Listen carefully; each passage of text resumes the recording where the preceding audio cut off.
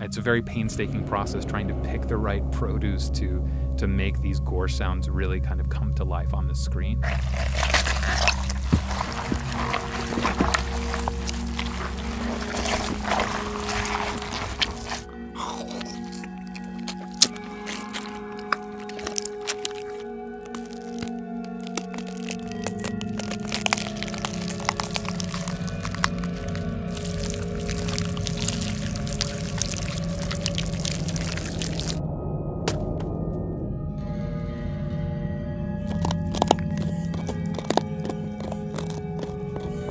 Some of the unique challenges in making sounds for horror movies come from trying to harness the actual real-world sounds of pain or gore, which are actually quite subtle. But you find that those elements are the things that creep people out the most.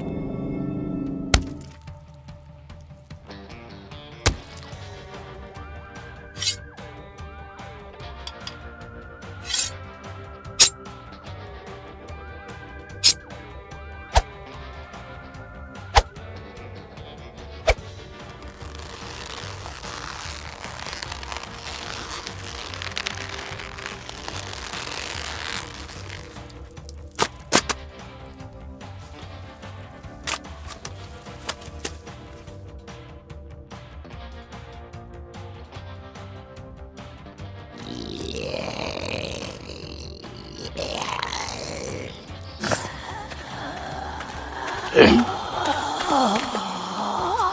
zombies have become so popular in mainstream movie culture and television culture that we've got this huge history of zombie movies to kind of call upon. I really like the stuff that airs closer to what reality would be, or maybe more of the gory zombies that are more guttural and phlegmy. Those are the things that scare people a little bit more than the zombie movies of old.